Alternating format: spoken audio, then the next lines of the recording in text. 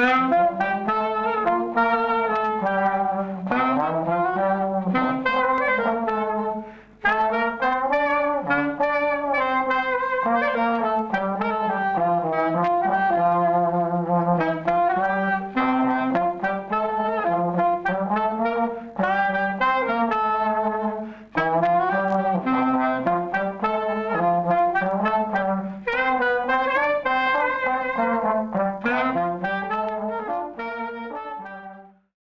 que je trouve très chouette quand j'arrive chez moi, c'est on arrive sur le haut de la colline, on est dans les vignes, et tout d'un coup on plonge. On prend la rue de Danzé, on plonge. Et là on découvre plein de petites habitations blotties, et la première impression que j'ai eue, et que j'ai toujours, c'est que je me retrouve balancé dans un autre siècle, dans une espèce de temps paisible, où je ne sais pas, la vitesse n'avait pas cours. Quand j'ai trouvé la maison en 77, j'ai fait comme on faisait à l'époque, on était encore très, très attaché à ce qu'on pouvait trouver dans les greniers.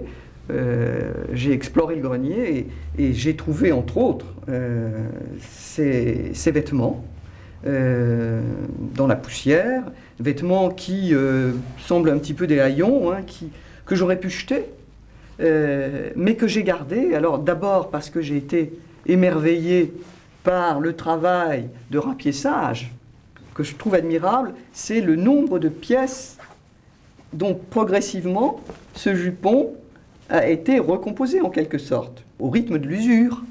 Il y a même des pièces dans la ceinture, par aussi la finesse de certaines reprises. C'est quand même extraordinaire, c'est presque du tissage. Alors imaginons que c'est une assez forte femme, n'est-ce pas, qui ne jette jamais rien.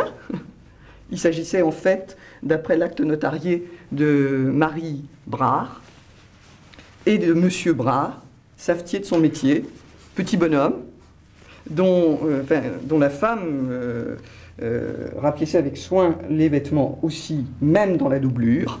Ces deux vêtements renvoient presque automatiquement à une réflexion sur le temps, hein, et quand même témoignent d'une autre attitude. C'est le contraire du jetable et de l'accumulation des objets. Hein, c'est au contraire, on les économise et on les garde jusqu'au bout, on les fait durer. Et par contre, on accepte de passer beaucoup de temps à les conserver. Mais parce que peut-être aussi on n'a pas le choix. C'est qu'on n'a pas les moyens, hein, d'accumuler, d'acheter, ou on ne veut pas le faire parce qu'on estime que c'est superflu, quoi.